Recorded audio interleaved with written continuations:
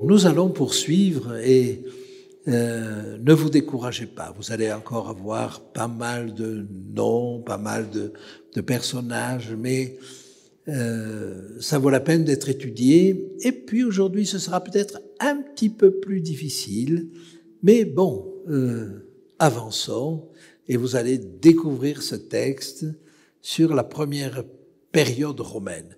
La période romaine, j'en parlerai encore la prochaine fois parce que je ne pourrai pas tout traiter ce soir, mais nous allons aller de Jules César à la prise de Jérusalem, à la chute de Jérusalem. Alors, nous commençons donc avec le verset 16. « Celui qui marchera contre lui fera ce qu'il voudra, et personne ne lui résistera. Il s'arrêtera dans le plus beau des pays, exterminant ce qui tombera sous sa main. » Alors, celui qui marchera contre lui fera ce qu'il voudra. Vous avez compris qu'il y a là cette fameuse petite phrase, ce clic, ce déclic, qui fait que l'on passe à la dynastie suivante. C'est-à-dire que l'on va passer des Grecs aux Romains. Notez au passage quand même que nous avons un élément particulier, c'est qu'il n'est pas question de roi ici. Alors, petit avertissement, mais je vous avais déjà averti hier soir, si nous abordons la période romaine et que l'on trouve que c'est aussi précis que ce que nous avons vu dans la période grecque, vous comprenez que ça remet en cause complètement l'hypothèse de Porphyre d'une prophétie écrite après l'événement. D'un autre côté, si nous continuons sur Antiochus Épiphane, il nous faut continuer sur Antiochus Épiphane, puisque Daniel serait un contemporain d'Antiochus Épiphane, il nous faut continuer tout le reste du chapitre sur Antiochus Épiphane. Et donc, dans vos Bibles, qui jusque-là ont pu vous aider à suivre très précisément quand on passait à Séleucus II, à Antiochus III, à Antiochus IV, etc., ces Bibles ne pourront plus vous aider, parce que la plupart du temps, elles continuent sur la thèse d'Antiochus Épiphane. Et par conséquent, là, je vous mets en garde. Si jusque-là, je vous ai dit, vous pouvez regarder vos Bibles parce que tout le monde est d'accord, les Bibles qui ont des commentaires, à partir de là, attention.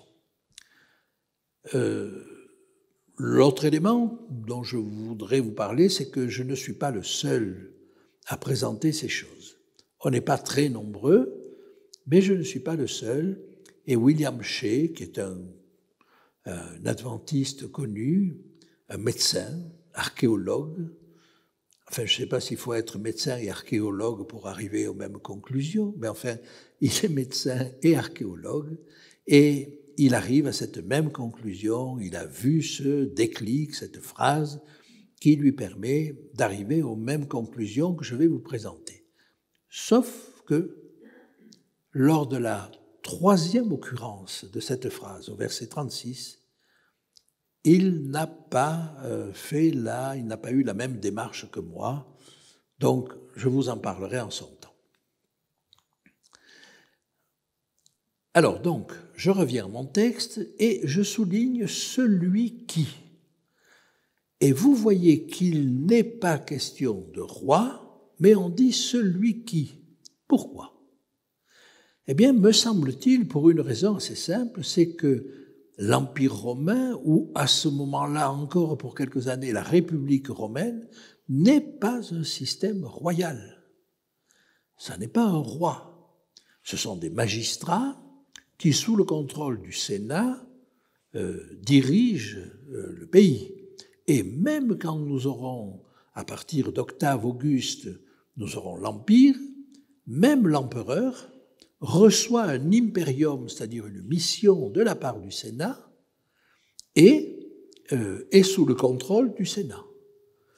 Par conséquent, on n'est pas dans un système royal avec une succession où le fils succède au père et où le petit-fils succède au fils, et ainsi de suite.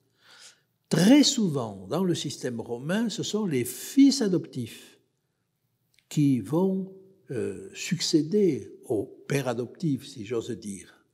Mais les Romains avaient un système d'adoption très très lâche et il pouvait arriver que des personnes adoptent comme fils des gens plus âgés qu'eux. Donc, vous voyez, l'adoption était un système de vie, une manière de s'associer, une manière d'inclure quelqu'un dans une lignée, dans une famille, et c'était beaucoup plus répandu que ce que cela peut l'être aujourd'hui. Donc l'Empire romain à ce moment-là, si j'ose dire, n'est pas un empire encore, c'est une république. Les successeurs eux-mêmes, les successeurs de celui qui marchera contre lui, eux-mêmes sont désignés avec l'expression « celui qui » ou « un homme méprisé prendra sa charge ». Donc, on va avoir une succession de personnages dont aucun n'est nommé roi. On verra apparaître les rois un petit peu plus tard et on verra pourquoi. Donc, si vous voulez, déjà une indication, une précision que nous changeons de régime et que nous passons au régime romain. Alors, les Romains donc ont élaboré depuis longtemps le système de la République. Rome a fonctionné avec des rois au départ. Depuis sa fondation en 720 et quelques, le chiffre m'échappe, voilà, 720 et quelques, a fonctionné avec des rois jusqu'en 509. Le dernier roi, Tarquin le Superbe, a été écarté du pouvoir et ce système donc a commencé la République. Et cette République va durer presque 500 ans jusqu'en 27 avant Jésus-Christ, moment où Octave Auguste reçoit un impérium et c'est le début de l'Empire. Quand Jules César est au pouvoir, il n'est pas empereur. On parle souvent de l'empereur Jules César, mais Suétone a écrit un livre qui s'appelle « Les 12 Césars ». Il y inclut bien sûr Jules César, mais contrairement à tous les autres, il n'a jamais été empereur. Il a reçu le titre de dictateur, il a reçu le titre, on le verra tout à l'heure, de Pontifex Maximus, mais jamais le titre d'empereur. Donc, c'est un petit peu un anachronisme de le situer parmi les empereurs. L'Empire commence avec son successeur, qui n'est autre que Octave Auguste. Et l'Empire va de l'an 27 avant Jésus-Christ à 476, où le dernier empereur, Romulus Augustule, est déposé par les barbares. Et c'est la fin de l'Empire romain d'Occident. Parce que l'Empire romain d'Orient, l'Empire a été séparé en deux en 395 de notre ère, et l'Empire romain d'Orient va continuer sous le nom qui lui a été donné plus tard d'Empire byzantin. Et il va durer à peu près un millénaire de plus, puisqu'il va durer jusqu'en 1453. Alors, j'avance encore, et on nous dit « il s'arrêtera dans le plus beau des pays, exterminant ce qui tombera sous sa main ». Là, ça fait allusion à la conquête de la Palestine par Rome. Celui qui a réalisé cela, c'est Pompée. Alors au départ, il y a eu une lutte entre deux frères hasmonéens. Cette lignée de rois hasmonéens, ce sont des Juifs, et qui ont profité de l'affaiblissement des Grecs et de la montée de Rome. Dans cette période trouble, ils ont réussi à créer une dynastie pendant à peu près une centaine d'années, mais voilà que deux frères se disputent, Jean Hircan II et Aristobule II, et ils ont le malheur de faire appel à l'Empire romain pour trancher leurs différends. C'était justement la chose à ne pas faire. Vous savez, c'est l'histoire de La Fontaine avec Ramina Grobis. Les deux qui font appel à ce type de juge sont perdants.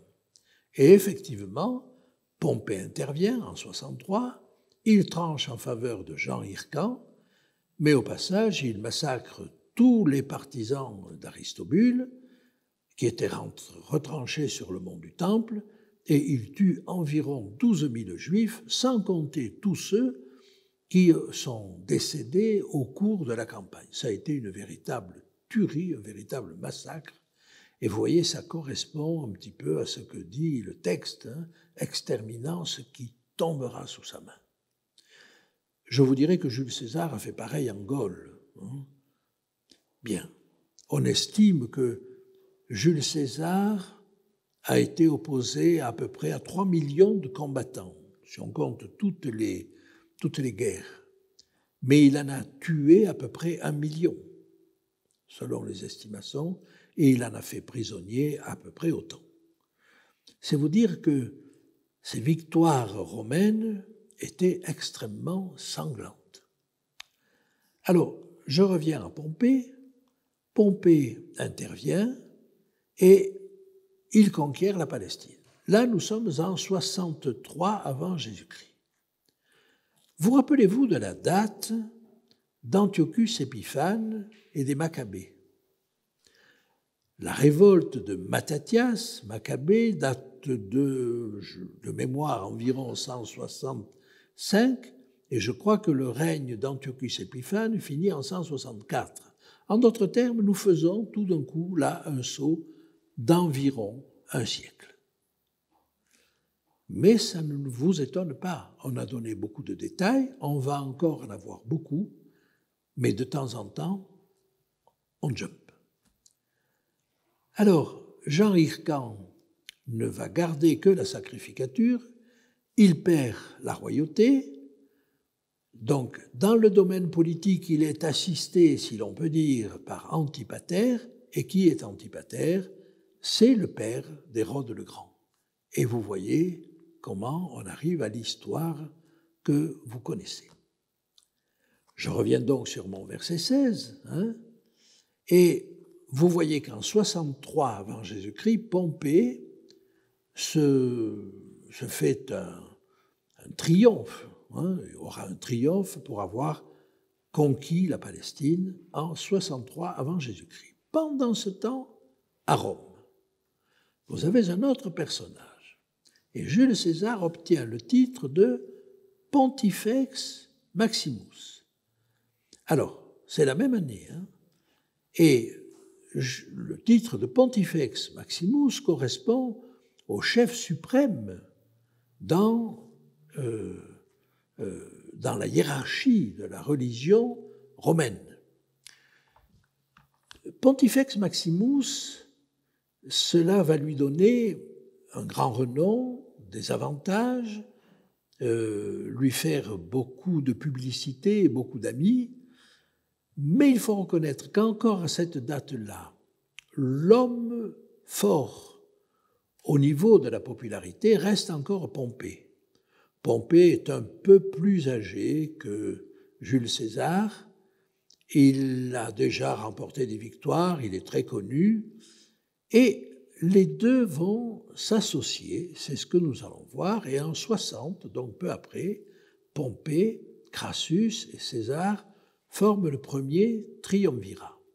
Ils se sont associés à Crassus, qui est immensément riche et qui donc va leur permettre d'avancer, de faire des campagnes présidentielles, des campagnes pour les élections, et par conséquent, voilà comment fonctionne ce premier triumvirat.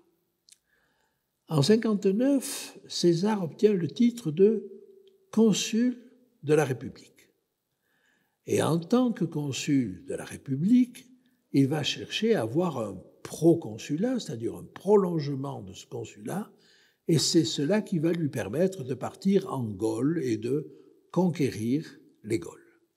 Il obtiendra également le titre de dictateur, mais jamais celui d'empereur, je vous l'ai dit. Je continue. Voilà.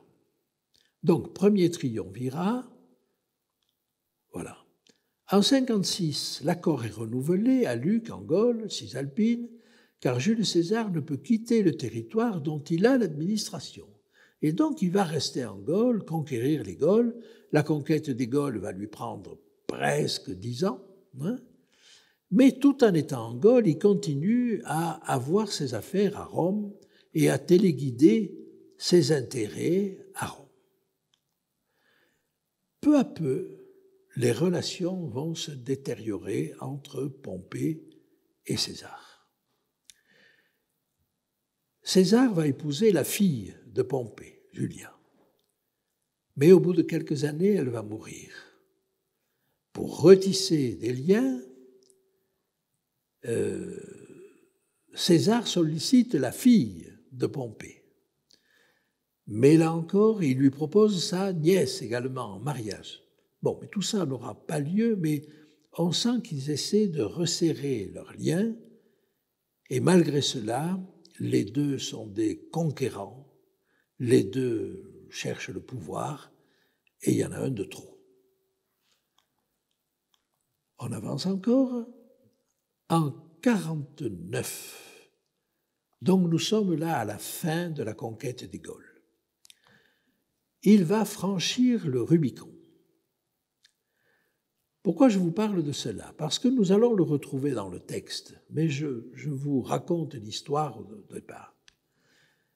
Normalement, les généraux, quand ils étaient en campagne, n'avaient pas le droit de rentrer à Rome avec leurs troupes, parce que c'était une menace pour le Sénat, et donc il leur fallait garder les distances. Ils pouvaient rentrer, eux, mais pas avec leurs troupes.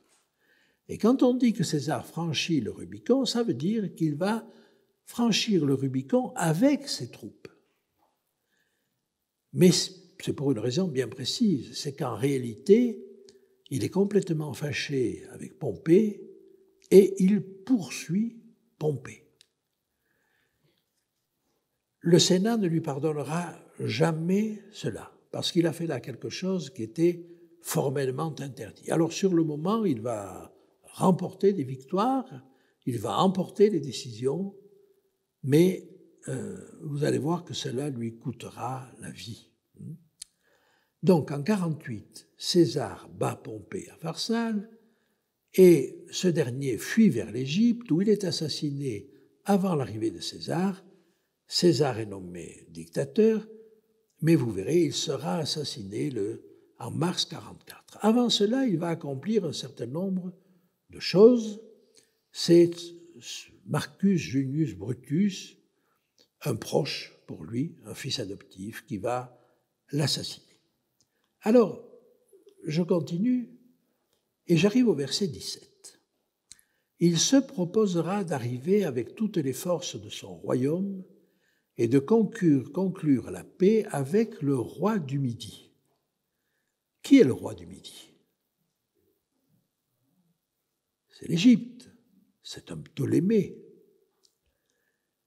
Et Ptolémée lui donnera sa fille pour femme. Ah, est-ce que ça vous rappelle quelque chose, ça? Dans l'intention d'amener sa ruine. Alors ça, c'est intéressant, moi je ne le savais pas avant de lire la prophétie de Daniel. Mais le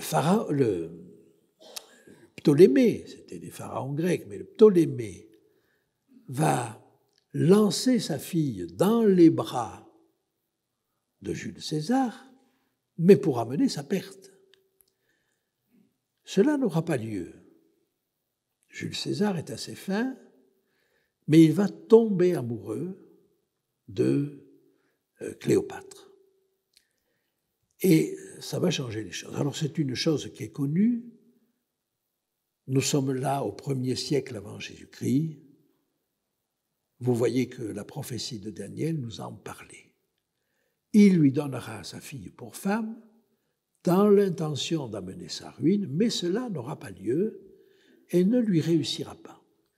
Et alors que César partait avec l'intention de faire de l'Égypte une province romaine, eh bien, il va laisser la royauté, non pas à celui qui cherchait à le tromper, mais à Cléopâtre et à son frère, qui vont être co-régents sur l'Égypte. Bien, nous sommes là donc dans les années 48-47 avant Jésus-Christ. Voilà. Alors, c'est pour achever la maîtrise romaine de la Méditerranée que Jules César va annexer l'Égypte. Pratiquement tout le pourtour méditerranéen est acquis. Ils ont commencé avec Tunis, Carthage, en l'an 200 avant Jésus-Christ. La Cyrénaïque, c'est-à-dire la Libye, est devenue romaine autour de l'année 100 avant Jésus-Christ. La Grèce l'est devenue en 148. Vous avez vu que Pompée va conquérir la Palestine en 63 avant Jésus-Christ, et il reste en gros l'Égypte. Et l'Égypte, au départ, va être laissée à Cléopâtre et à son frère, mais elle deviendra province romaine à la mort de Cléopâtre en l'année 30 avant Jésus-Christ. Donc, si vous voulez, Jules César va faire, au fond, va finir le pourtour de la Méditerranée. Je vous dis cela parce que le verset suivant va nous en parler. Voilà. Alors, au verset 18, il nous est dit « Il tournera ses vues du côté des îles, et il en prendra plusieurs. » Le mot qui est là et qui est traduit par « île » signifie en réalité des côtes, des pays côtiers, si vous voulez, des rivages. Mais il n'y a jamais autant de rivages que dans une île, bien entendu. Donc on a traduit par « île », mais pensez à pays côtiers. Et pensez d'abord à tout le pourtour méditerranéen. Mais pas seulement. Et vous allez voir que c'est exactement ce qu'a fait Jules César. Les îles aux pays côtiers, on peut penser à la Bétique. Alors, la Bétique, c'est l'Espagne. Et il a pacifié l'Espagne, on va dire, en 60 déjà, alors qu'il avait constitué le triumvirat avec ses deux acolytes. La Gaule, de 59 à 51. Et donc, c'est tout le pourtour de la Gaule qui les intéresse. Au passage, il conquiert l'intérieur de la Gaule. Mais quand il va arriver en face de la Bretagne, c'est-à-dire ce que nous appelons maintenant la Grande-Bretagne, il va avoir pour objectif de conquérir encore les côtes. On sait qu'il ne pourra pas conquérir l'Écosse, et les Écossais vont résister. Et il va continuer, et on va aller jusqu'en... Alors ça, ce sera l'œuvre qui sera continuée par Tibère, mais Tibère va continuer. C'est donc l'objectif de l'Empire romain de conquérir les côtes parce qu'ils savent que s'ils tiennent le commerce, les ports, alors à ce moment-là, ils tiennent en grande partie l'intérieur du pays. On pourrait parler de l'Égypte en 48, la Numidie, c'est-à-dire l'Afrique du Nord, et enfin, il va à un moment donné pacifier l'Asie, surtout après qu'il aura vaincu Pompée en 47. Et donc, vous voyez, il a largement contribué à conquérir ces pays côtiers.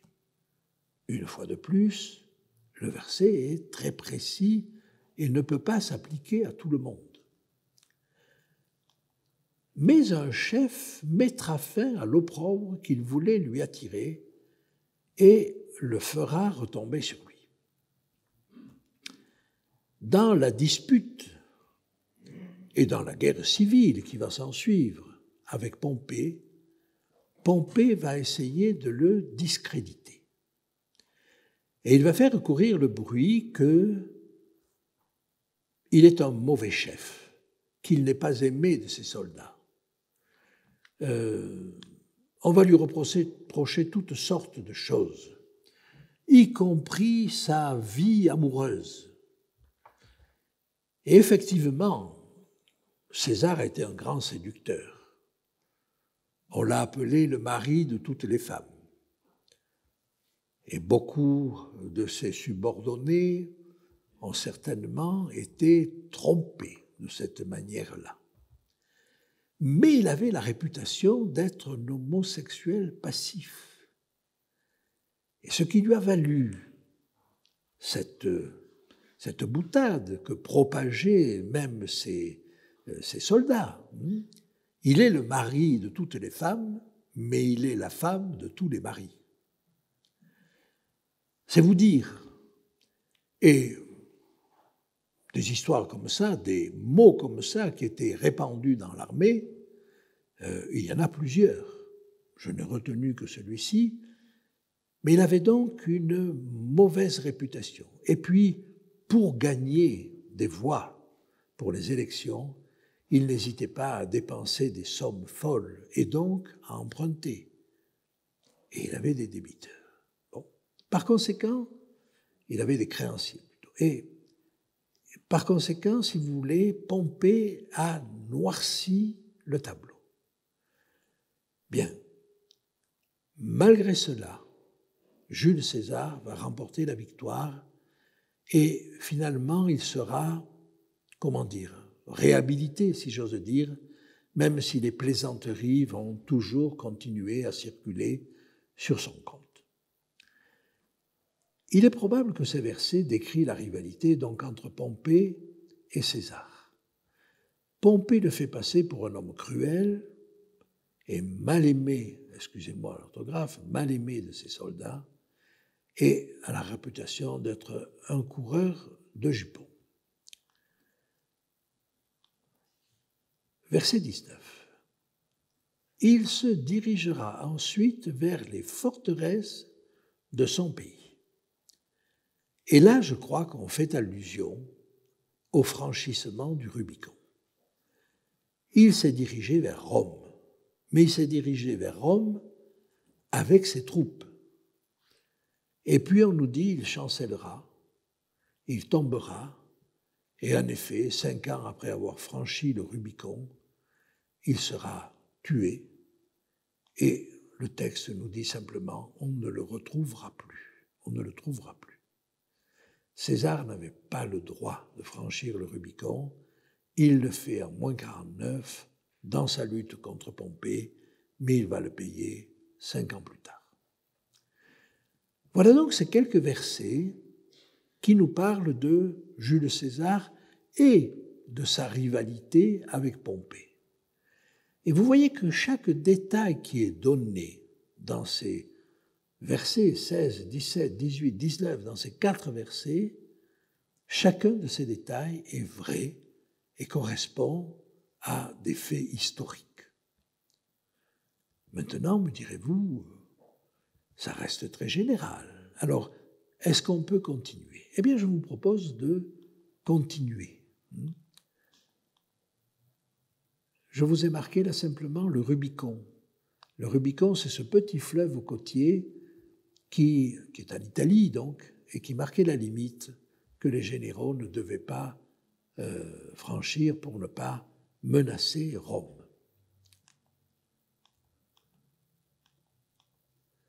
Voilà. À la mort de César, 2 personnes vont se disputer la succession. Marc-Antoine et Octave, le futur Auguste. Bien, Cléopâtre, n'ayant plus César, se dit « il faut que je prenne un autre amant ». Elle est encore suffisamment jolie pour séduire et elle choisit Marc-Antoine. Mauvaise mise, elle se trompe, c'est pas lui qui va triompher. Alors Cléopâtre a fait le mauvais choix. Marc-Antoine est défait par Auguste en 31 à Artium. Il se suicide. Et peu après, c'est Cléopâtre qui se suicide en l'an 30 avant Jésus-Christ. Et à ce moment-là, l'Égypte, qui était sous protectorat finalement, mais qui était encore dirigée par Cléopâtre, devient province romaine. Verset 20. Celui qui le remplacera, donc qui remplacera Jules César, le successeur. Eh bien, après une période de trouble, où les deux rivaux, que sont Marc-Antoine et le futur Auguste, Octave Auguste, vont se chamailler, c'est finalement Auguste qui va l'emporter. Celui qui le remplacera fera venir un exacteur dans la plus belle partie du royaume. Alors on va décoder un petit peu, mais vous êtes habitués maintenant. Qu'est-ce que la plus belle partie du royaume ? C'est Israël, bien entendu. Et un exacteur. Alors un exacteur, c'est quelqu'un qui commet des exactions. Mais quand je vous ai dit ça, je ne vous ai pas donné la clé de cette chose-là. Alors, Octave va gouverner en tenant compte de la légalité républicaine et sous le nom princeps de premier citoyen de la cité. En vue de fixer le montant des taxes que chaque pays doit donner à l'Empire romain, les Romains ont une méthode assez simple. Ils font un recensement. Et ils se disent, si le territoire peut, par exemple, supporter 10 000 personnes, eh bien ce territoire doit pouvoir donner tant d'argent. Et donc, le recensement leur permet de fixer le montant de l'impôt. Ils ne prélèvent pas eux-mêmes l'impôt. Ils vont charger des gens du pays de prélever l'impôt. Alors, on va prélever l'impôt à l'entrée des villes, on va prélever l'impôt au passage des ponts, on va prélever l'impôt, enfin, dans toutes sortes de circonstances.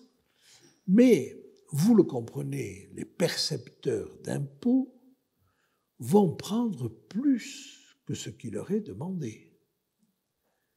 Et on estime qu'ils vont prendre à peu près le double de ce que demande l'Empire romain. Mais vous comprenez qu'ils sont très mal vus de la population. Parce qu'ils demandent plus que ce que demandent les Romains. Et donc, ils sont mal aimés. Et de là, vous connaissez l'histoire de ces percepteurs d'impôts comme Matthieu ou comme Zachée. Zachée qui va reconnaître qu'il a trop perçu et qui va rendre et qui, justement, promet de rendre une fois qu'il s'est converti. Alors Auguste demande un recensement de toute la terre. C'est en l'an 8 avant Jésus-Christ qu'il demande un recensement de toute la terre. Mais vous comprenez qu'un recensement de toute la terre, c'est une organisation assez lourde à mettre en place. Et en Palestine, il va être mis en place en l'an -5, donc avant Jésus-Christ. Bien, c'est à ce moment-là que un couple, jeune marié ou non marié, Joseph et Marie, se déplacent jusqu'à la ville natale de Joseph et vont se faire recenser. Et vous connaissez l'histoire. Un enfant va naître. Jésus arrive là. Et Jésus arrive, et peut-être que ça vous étonne, à la fin de l'année -5 de notre ère, c'est-à-dire -5 avant Jésus-Christ. Il est né 5 ans avant son ère. Alors ceci est dû à une erreur de calcul d'un moine bien plus tard, Denis le Petit. Je ne vous en dis pas davantage. Mais c'est au cours de ce recensement que Marie a donné naissance à Jésus. Or, ce recensement, qui est destiné à amener des impôts et donc des exacteurs, ce recensement a été ordonné par Octave Auguste.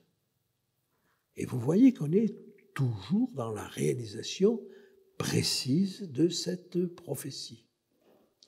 Je vous lis le texte de Luc. En ce temps-là parut un édit de César Auguste ordonnant un recensement de toute la terre. Ce premier recensement eut lieu pendant que Quirinius était gouverneur de Syrie. Tous allaient se faire inscrire, chacun dans sa ville. Joseph aussi monta de la Galilée, de la ville de Nazareth, pour se rendre en Judée, dans la ville de David, appelée Bethléem, parce qu'il était de la maison et de la famille de David, afin de se faire inscrire avec Marie, sa fiancée, qui était enceinte. Je relève un petit détail et je vous en parle parce qu'il y a eu une découverte archéologique assez récente. Ce premier recensement, nous dit-on, eut lieu pendant que Quirinius était gouverneur de Syrie. Or, je vous ai parlé de l'année -5. Or, Quirinius a été gouverneur de Syrie dans la première décade de notre ère. Je n'ai plus exactement la date en tête, mais c'est autour de l'année 6. Et donc, on avait du mal à faire correspondre ces deux dates. Pourtant, on sait très bien, ça s'est attesté, qu'Hérode le Grand est mort au début de l'année -4. Il serait mort le 4 janvier de l'année -4. Mais Jésus est né avant sa mort, donc à la fin de l'année -5. Ça paraît bien établi. Eh bien, figurez-vous qu'on a trouvé une tombe. Et il semble que c'était la tombe récemment, c'est dans les années 2000 et quelques, ça date d'une dizaine d'années. On a retrouvé la tombe de Quirinius. Et sur cette tombe, il y a une inscription qui laisse entendre que Quirinius a été gouverneur en Syrie 2 fois. Et donc, il y a celle qui était connue, vers l'an 6 ou 8 de notre ère, mais il y a celle qui n'était pas connue. Et ce n'est pas une erreur que nous donne Luc. On ne connaissait pas cette première gouvernance de Quirinius en Syrie bien avant. C'est vous dire que, de temps en temps, l'archéologie, encore aujourd'hui, amène des éléments qui nous confirment le texte biblique. Voilà, je voulais juste vous signaler cela pour vous dire que quand il est dit que les pierres crieront, elles continuent à crier sous la forme de l'archéologie. Donc celui qui le remplacera fera venir un exacteur dans la plus belle partie du royaume, mais en quelques jours il sera brisé, et ce ne sera ni par la colère ni par la guerre. Oui, il sera brisé par la maladie, mais après un règne d'environ 40 ans de paix, c'est le seul des Césars qui n'a pas aimé la guerre, qui a recherché la paix. C'est le seul des Césars qui va mourir en paix dans son lit, et il ne va pas mourir ni par la colère ni par la guerre, contrairement à tous les autres. Parce que, dites-vous que son successeur Tibère est mort étouffé. On hésite encore sur les personnes qui l'auraient étouffé, mais enfin, il est mort étouffé. Caligula, son successeur, est mort, je crois, empoisonné par sa femme. Claude est mort encore de manière violente. Et vous savez bien que Néron, lui aussi, est mort de manière violente. C'est-à-dire que Auguste fait exception dans cette série de César. Mais une fois de plus, le texte nous le dit. Il paraîtra au milieu de la paix et s'emparera du... Alors attendez, excusez-moi. Mais dans quelques jours, il sera brisé et ce ne sera ni par la colère, ni par la guerre. Ça, c'est Auguste. Voyons maintenant le verset suivant. Un homme méprisé prendra sa place.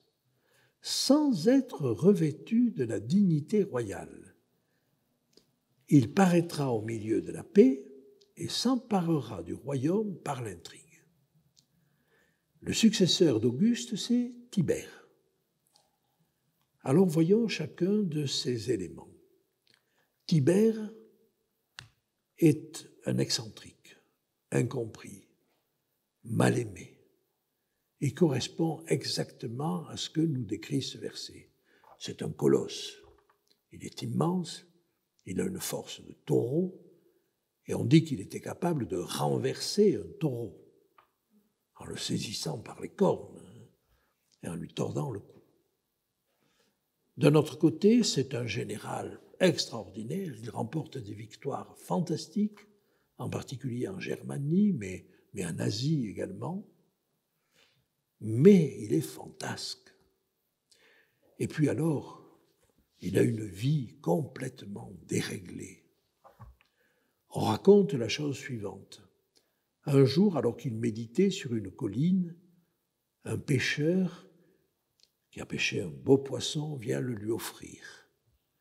Il prend le poisson et il bat ce pêcheur, mais de manière, je ne sais pas si même il ne l'a pas battu à mort.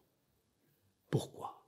Parce qu'il l'avait dérangé dans sa méditation. Vous voyez le genre de personnage.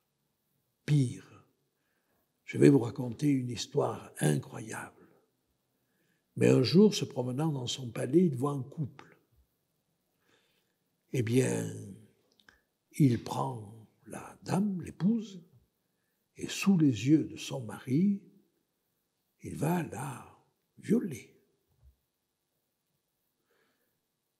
C'est déjà grave. Mais il y a pire.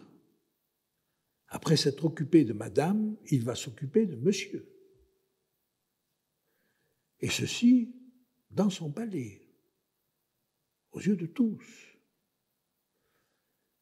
Et on dit que sur le soir de sa vie, alors qu'il s'était fait construire plusieurs villas extrêmement luxueuses, il organisait dans ces villas des rassemblements de jeunes gens et de jeunes filles pour les voir se livrer à tous les vices sexuels que l'on peut imaginer. Voilà quel était l'homme. Par conséquent, quand on vous dit que c'est un homme méprisé, c'est un homme méprisé. Mais voilà, sa mère, Livia, a épousé en secondes noces Octave Auguste. Et Auguste l'aimait beaucoup, de telle sorte qu'il a demandé qu'après sa mort, elle soit élevée au rang d'Augusta. Auguste, c'était un titre honorifique. Et donc, Augusta, Livia va devenir Augusta. Bien. Il va arriver et prendre sa place sans être revêtu de la dignité royale. En réalité, il va commencer à exercer le pouvoir de fait parce qu'il est le fils adoptif de son prédécesseur, donc de César Auguste, mais il va exercer le pouvoir sans que le Sénat ait donné son aval. Et d'habitude, ça n'est pas possible, mais il va l'exercer. Alors, comme c'est un excellent général qui remporte des victoires à l'étranger, ben, on le tolère. Et puis, le Sénat va finir par avaliser son entrée en service, si j'ose dire. Il paraîtra au milieu de la paix, oui, parce que César Auguste avait maintenu un règne de paix. Et il s'emparera du royaume par l'intrigue. En réalité, ce sont les intrigues de Livia, sa mère, qui, semble-t-il, a usé d'un peu de poison pour éliminer quelques rivaux. Mais vous voyez dans quel contexte ça se passe. Ce que je vous décris, vous pouvez le retrouver dans l'histoire. Mais vous voyez que chaque détail de ce qui est dit dans ces versets est vrai. Mais ça n'est pas tout. le meilleur est à venir. Des troupes qui se répandront comme un torrent seront submergées devant lui. Et effectivement, c'est un tacticien remarquable, il va obtenir des victoires tout à fait remarquables, donc c'est vrai. Et en particulier en Germanie où beaucoup se sont cassés les dents, parce qu'en Germanie c'est très boisé, il y a des zones marécageuses qui ne permettent pas aux troupes romaines, aux légions romaines extrêmement entraînées et armées, de donner le meilleur de leurs capacités. Mais lui va réussir à remporter pas mal de victoires. Néanmoins, l'Allemagne, si j'ose dire, la Germanie ne sera jamais conquise. Et nous avons là un petit membre de phrase extrêmement intéressant. De même qu'un chef de l'Alliance. Alors, si vous avez des Bibles à commentaires, la plupart vous diront qu'il s'agit d'Onias, qui était grand prêtre du temps d'Antiochus Épiphane. Vous comprenez que je n'en suis plus là. Mais qui est ce chef de l'Alliance ? Le mot qui est employé là, en hébreu, est très particulier. Vous vous rappelez que le premier jour, samedi, je vous ai parlé, au chapitre 10, des chefs et des rois, Sar et Mélec. Le terme habituel pour un chef, c'est Sar. Mais là, c'est un mot spécial. C'est le mot Nagid. Ah. Et le mot Nagid est peu employé dans le livre de Daniel. Il est employé au chapitre 9. J'aimerais vous dire dans quelles circonstances, et vous allez voir en quoi c'est intéressant. Daniel, chapitre 9. Il nous faut aller vers la fin du chapitre. Verset 25. « Sache-le donc et comprends. Depuis le moment où la parole a annoncé que Jérusalem sera rebâtie, jusqu'à loin au conducteur, il y a 7 semaines et 62 semaines. Les places et les fossés seront rebâtis, mais en des temps fâcheux. » Alors vous qui connaissez bien le livre de Daniel, cet oin, ce conducteur, qui est-ce ? C'est Jésus.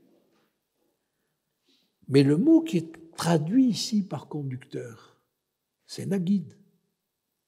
Jusqu'au Machia, loin, jusqu'au Messie. Au Nagid, le conducteur. Parce que Nagid, c'est celui qui est chef, mais qui est en tête, qui est au sommet de la pyramide. C'est un mot qu'on emploie pour un roi, pour un ministre, pour le gouverneur d'une ville. Et donc, vous voyez, on l'a traduit ici par conducteur. Mais c'est Nagid. Je continue au verset 26. Après les 62 semaines, Loin sera retranché, et il n'aura pas de successeur. Le peuple d'un chef qui viendra détruira la ville. Ah! Le peuple d'un chef qui viendra détruira la ville et le sanctuaire. De qui s'agit-il ? Des Romains. Et le chef qui viendra, c'est César. Très bien. Mais il se trouve que le chef, le mot qui est employé là, en hébreu, c'est Nagid. De sorte que ce chapitre 9 de Daniel utilise à 2 reprises le mot Nagid, mais il ne l'utilise nulle part ailleurs, sauf au chapitre 11. Je continue au verset 27. Il fera une solide alliance avec plusieurs pour 1 semaine. On revient au premier Nagid. Il fera une solide alliance avec plusieurs pour 1 semaine, et durant la moitié de la semaine, il fera cesser le sacrifice et l'offrande. Le dévastateur commettra les choses les plus abominables, ça c'est le second Nagid, jusqu'à ce que la ruine, ce qui a été résolu, fonde sur le dévastateur. Vous avez donc là, au chapitre 9, un chef, un prince, parfois on traduit par prince, qui fait une alliance. C'est la nouvelle alliance. Ce prince de l'alliance, mes amis, dont il nous est parlé au chapitre 11, il nous en est parlé au chapitre 9. C'est Jésus, c'est Christ. Alors quand on nous dit au verset 22, de même qu'un chef de l'alliance, ça n'est pas Onias. Si on tient compte du vocabulaire de Daniel, ça ne peut être qu'une personne, c'est Jésus. Et Jésus est mort, a été crucifié sous quel empereur?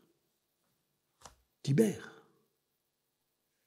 Et vous voyez donc une fois de plus l'interprétation que je vous propose depuis le verset 16 cadre avec l'histoire.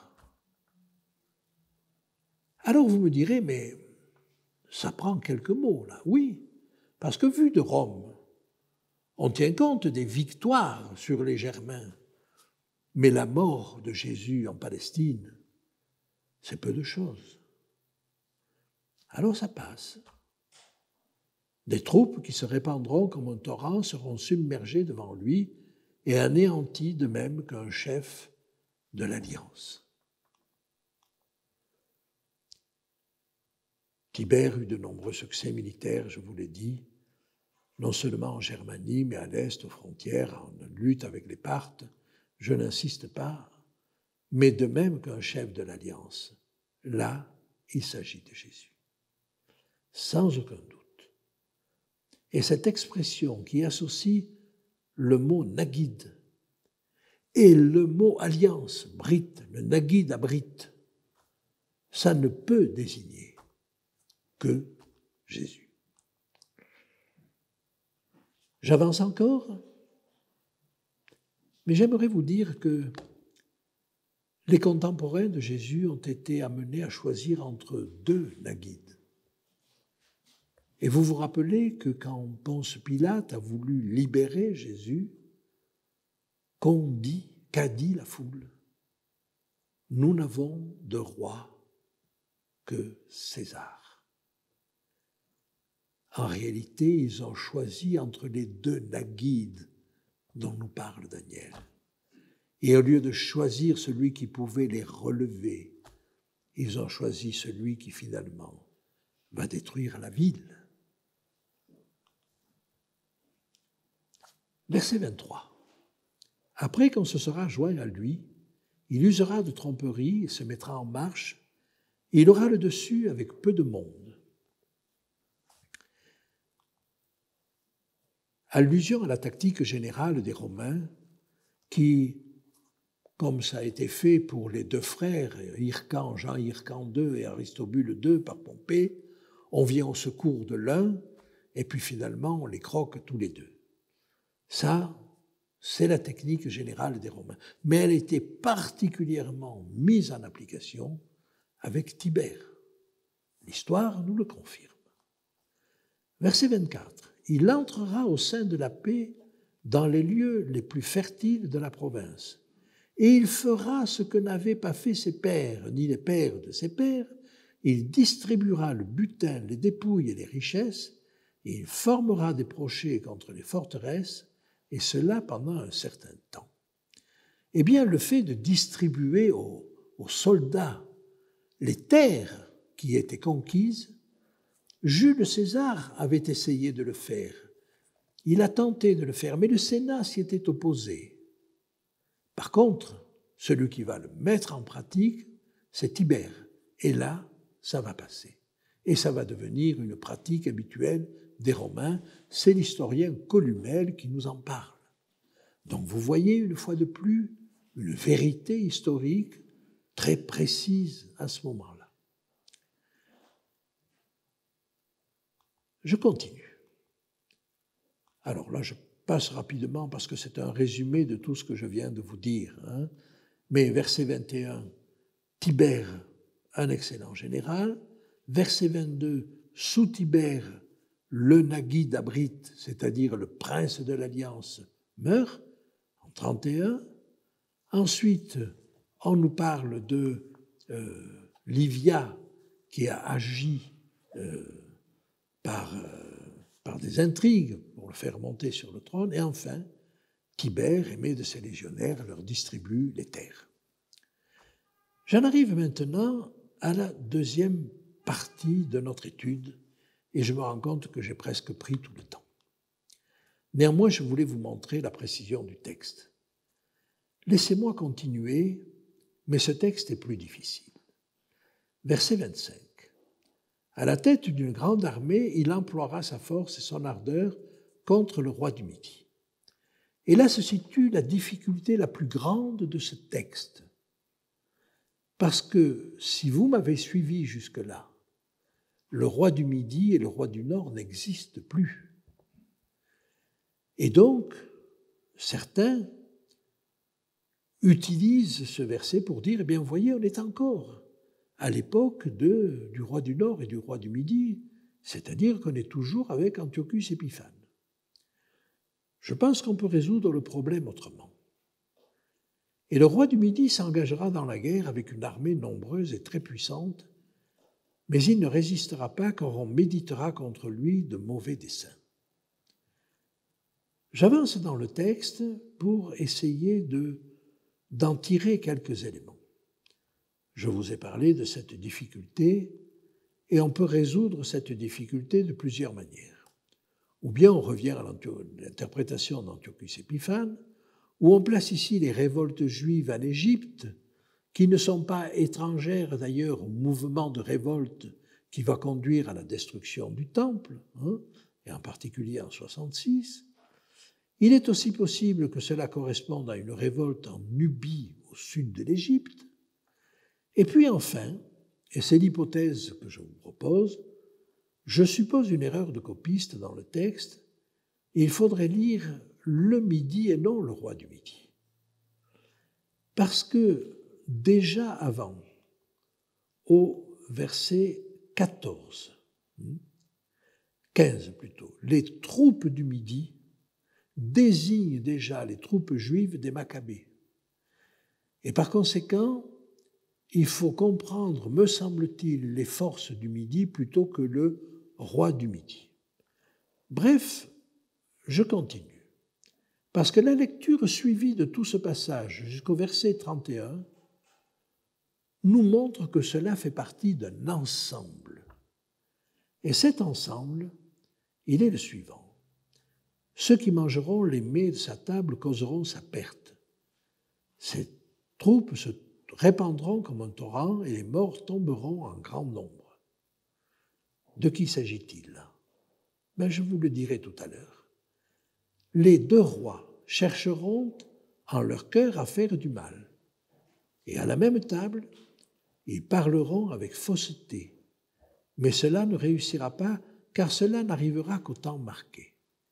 Et il est probable que les deux rois dont il est question ici, c'est celui qui est à Rome, c'est-à-dire le César, mais un autre roi, un des descendants des Hérodes, qui pendant tout le 1er siècle vont régner sur la Palestine. Et il se trouve, et ça l'histoire le confirme, que tous les empereurs ont entretenu des liens très particuliers avec les descendants d'Hérode. Il y a eu des thèses sur le sujet. Que ce soit Caligula, Claude ou Néron, il y a eu des rapports très étroits. Et le dernier épisode en date, vous le connaissez, c'est celui de Titus et de Bérénice. Bérénice était une princesse juive de la famille des Hérodes. Et Titus en était éperdument amoureux et craignant des collusions, parce qu'il y avait eu des problèmes, le Sénat va demander à Titus de renoncer à Bérénice. Ça a fait l'objet de pièces de théâtre, je ne reviens pas là-dessus. Alors je continue avec ce texte. En réalité, on va distinguer dans ce texte une première attaque contre le roi du Midi. En réalité, je pense, les forces du Midi, verset 25. Une tentative de conciliation, versets 26 et 27. Un retour au pays, verset 28. une hostilité à l'égard de l'Alliance sainte, c'est-à-dire des chrétiens. Et là, vous voyez l'introduction d'une alliance sainte, vous rappelle que le chef de l'alliance, c'était Jésus, et l'alliance sainte, c'est les chrétiens. Une deuxième attaque avec une issue différente, verset 29, une courte reculade sous l'effet des navires de Kittim, verset 30, accompagnée d'une fureur contre l'Alliance sainte, contre les chrétiens, puis une nouvelle attaque, la troisième, contre ceux qui ont abandonné l'Alliance sainte. Enfin, la profanation du sanctuaire et la destruction de la ville au verset 31. En vous ayant raconté cela et en vous montrant que c'est une même histoire, je vais reprendre le texte et je vais reprendre le texte en vous donnant les explications. Je passe sur ce verset 29 dont je vous ai parlé déjà. Voilà. Les navires de Kittim. Et la question m'avait été posée. Des navires de Kittim s'avanceront contre lui. Contre lui n'est pas dans le texte. Mais les navires de Kittim, c'est-à-dire de Chypre, en réalité désignent, et Flavius Joseph nous le dit expressément, les navires de Kittim, en réalité, ça représente tout ce qui vient de l'Ouest, au point que la Septante traduit directement les Romains. Donc, vous voyez, je crois qu'il ne faut pas se focaliser sur Chypre. Il ne restera pas inactif et à son retour, il portera ses regards sur ceux qui ont abandonné l'Alliance sainte. Bien. Je vous en ai parlé, je ne reviens pas là-dessus. Des troupes se présenteront sur son ordre, elles profaneront le sanctuaire, la forteresse, et elles feront cesser le sacrifice perpétuel et dresseront l'abomination du dévastateur. Est-ce que ce verset vous pose problème? Il nous décrit en réalité la prise de Jérusalem. Parce que Titus, quand il est rentré dans Jérusalem, n'a pas pu empêcher ses soldats de détruire le temple, et en détruisant le temple, il a fait cesser le sacrifice perpétuel. Et ils ont dressé l'abomination du dévastateur, c'est-à-dire ils ont dressé sur des bannières les images des dieux romains. Alors permettez-moi rapidement de reprendre l'histoire depuis le verset 25.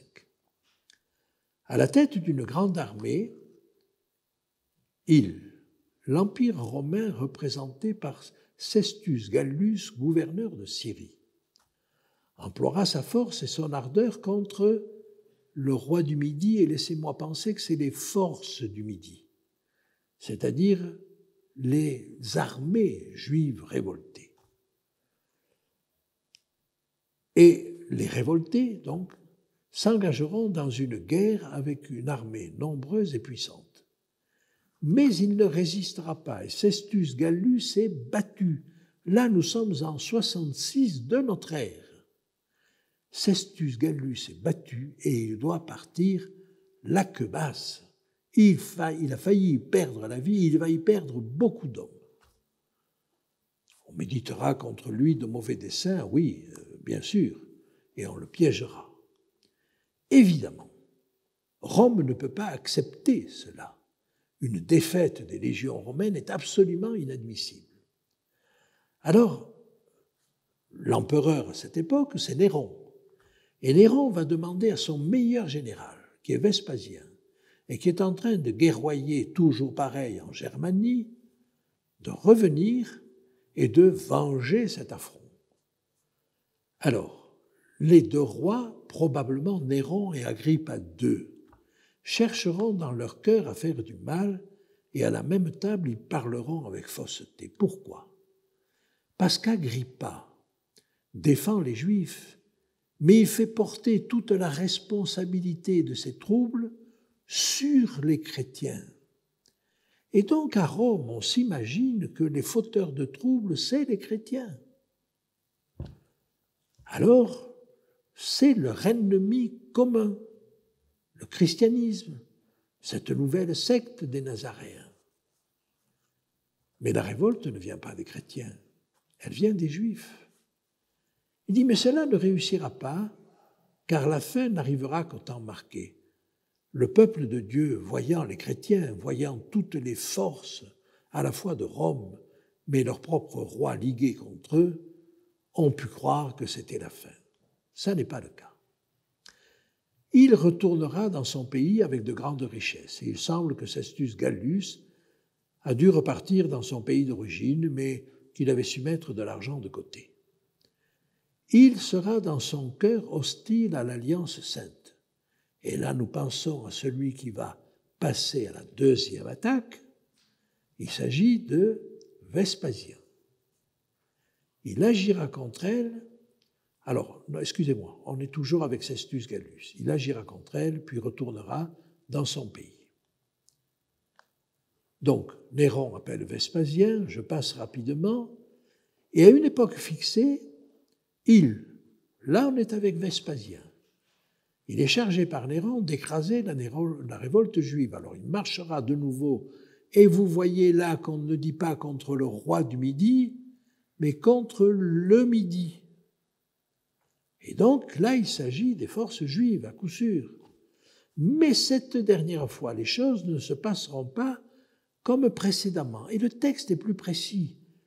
Il dit, ça ne se passera pas comme avant, mais pas comme la dernière fois non plus. C'est-à-dire qu'en réalité, il y a eu 3 attaques. Bien. Alors ça ne se passera pas comme avec Cestius Gallus. Comment ça va se passer? Des navires de Kittim s'avancent contre lui.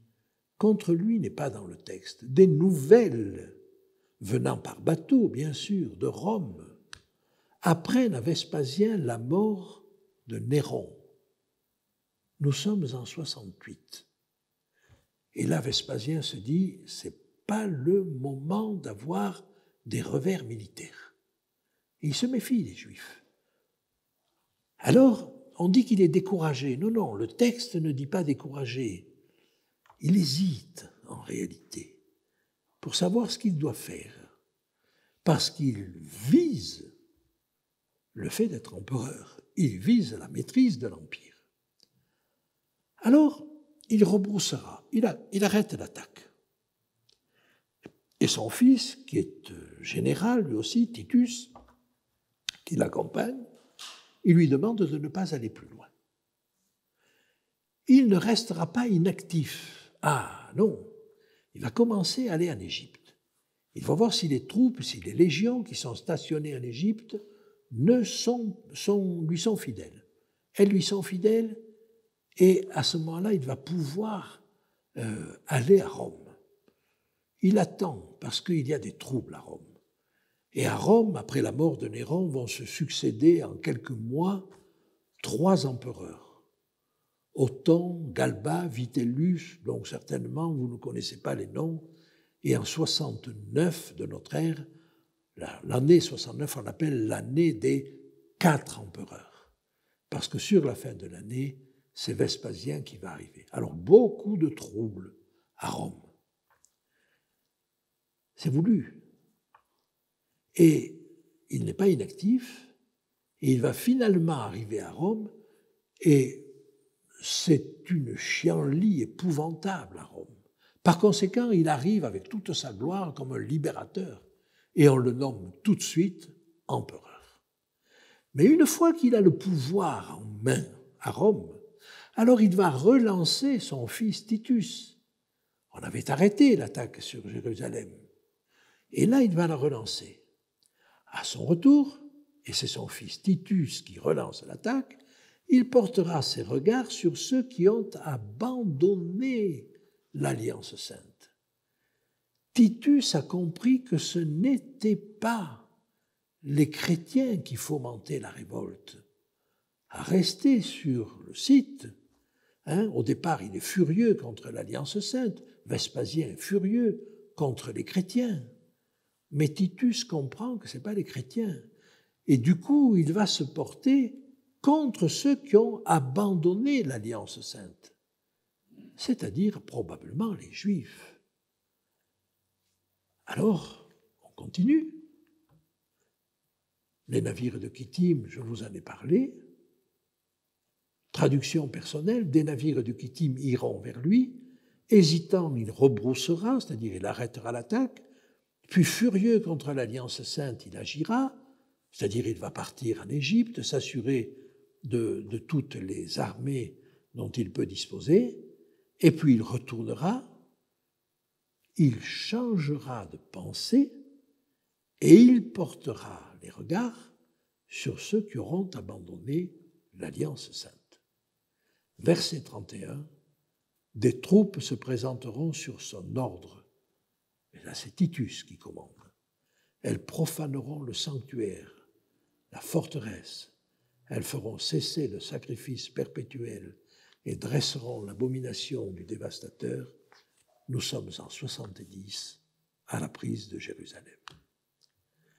Eh bien, je voulais vous dire que même si ce texte est un petit peu difficile, tous les détails qu'il nous donne sont historiquement vérifiables, mais évidemment, de temps en temps, il y a un saut. Et on dit toujours « il ».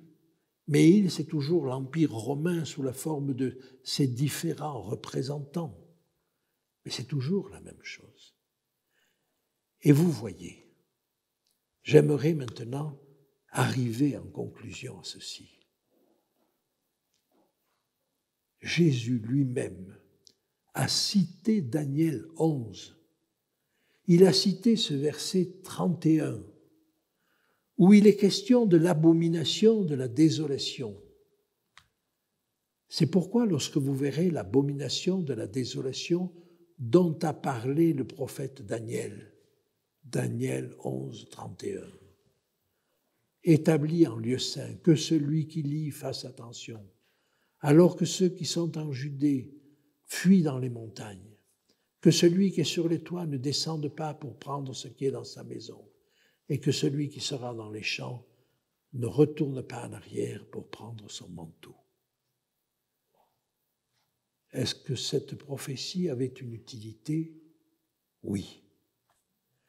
Comment Jésus a-t-il pu prédire cette possibilité alors que l'étau romain se resserrait? Eh bien, à 2 reprises, l'étau romain s'est desserré. D'abord avec Cestius Gallus, puis ensuite avec Vespasien, qui apprend la mort de Néron et qui relâche l'étau. Et ceux qui ont écouté la prophétie de Jésus sont partis à temps et ont pu échapper à la mort. Alors que ceux qui se sont dit « on est les meilleurs, on a fait partir les Romains, on a fait ça avec Cestius Gallus, on fera la même chose avec Vespasien et avec Titus », ceux-là vont avoir une déconvenue. Et la prise de Jérusalem par les soldats romains va être furieuse, parce que jamais aucune ville n'a résisté aux soldats romains comme celle-là. Je passe sur des détails, je n'ai pas le temps de vous les raconter. Mais voilà une prophétie qui sauve. Ceux qui ont écouté Jésus, qui citait Daniel 11, ont pu partir à temps. Et quand ils ont vu l'étau se desserrer, ils ont quitté Jérusalem. Ceux qui ont cru qu'ils étaient les plus forts sont restés à Jérusalem. Et ils vont perdre la vie. Voilà. Voilà à quoi sert cette prophétie de Daniel 11. Et j'ai envie de vous dire, au chapitre 12, la même chose nous est présentée pour la fin. La même référence à l'abomination de la désolation. Et nous avons probablement quelque chose à comprendre pour notre temps. Il nous faut fuir. Parce que la prophétie de Jésus, elle était pour Jérusalem en 70, mais elle est aussi pour la fin. Mais ça, c'est une autre histoire et nous en parlerons samedi. Je vous remercie de votre attention. Pardonnez-moi, j'ai débordé. mais c'était trop important de vous faire connaître ces détails-là. Merci quand même de votre patience.